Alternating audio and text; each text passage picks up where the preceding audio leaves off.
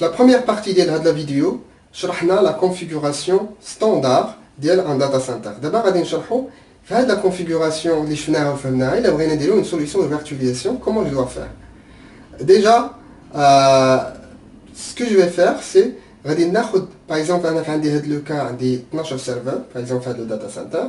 غادي ناخد 4 ديال les serveurs par exemple وغادي نinstaller فيهم ce qu'on appelle un hyperviseur. Un hyperviseur هو le système اللي كيخليني ندير la virtualisation. Et normalement, qui sont les plus reconnus, ESXi de VMware et Hyper-V de Microsoft. Là, on va prendre dans notre exemple un ESXi. Par exemple, on va les serveurs, on va installer avec l'hyperviseur ou avec le serveur, on va un host. Où est-ce qu'on fait l'hyperviseur? Alors, mais on va les serveurs installer des hosts, les autres, on va les faire. Tout simplement, on va les convertir. Je vais les prendre, on va les convertir pour des machines virtuelles. Parce que le host qu'on installe sur des machines virtuelles. Je vais prendre par exemple le host 1 qui fait un contrôleur de domaine. Le contrôleur de domaine va installer l'hyperviseur avec le contrôleur de domaine dans une machine virtuelle.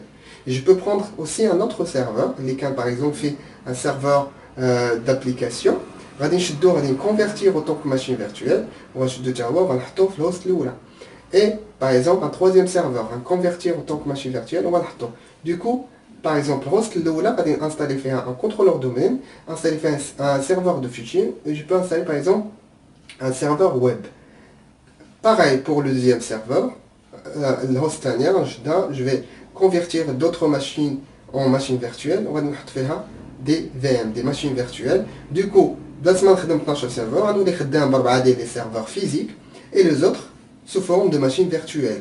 Et bien sûr, les serveurs, les hosts, je peux les utiliser en tant que cluster, d'accord, qui veut dire que je peux jouer de la configuration comme je veux, ou par exemple, je peux migrer d'une machine, il y a des machines par exemple le host numéro 1, je peux la prendre et l'installer sur le host numéro 2 sans aucun problème. Le stockage qui est par contre il devient beaucoup plus important parce que le stockage, on a déjà le NAS, le iSCSI ou bien le Fibre Channel, je vais installer des machines virtuelles. Avec les machines virtuelles, on a le réseau.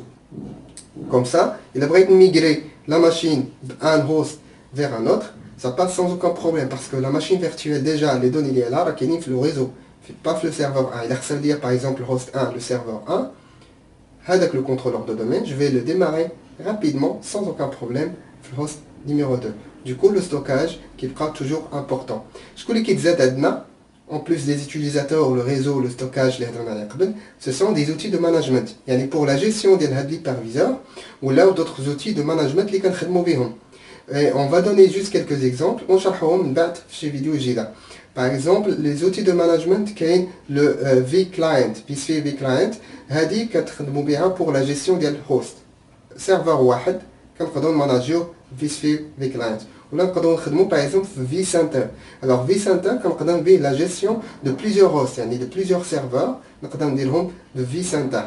C'est la gestion de data center. Ou bien le web client, c'est une interface qui gère les VM, les machines virtuelles, mais via une interface web.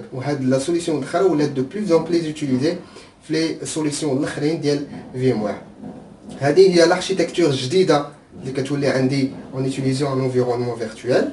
Bien sûr, on a essayé de simplifier le maximum, يعني عطينا داكشي juste les détails, et bien sûr, il y a كان شي حاجة جديدة ولا عندكم des informations, des questions, des suggestions, je vous invite à تخليو des commentaires soit au niveau de notre page Facebook Moroccan Virtualization Community ou bien sur notre chaîne YouTube.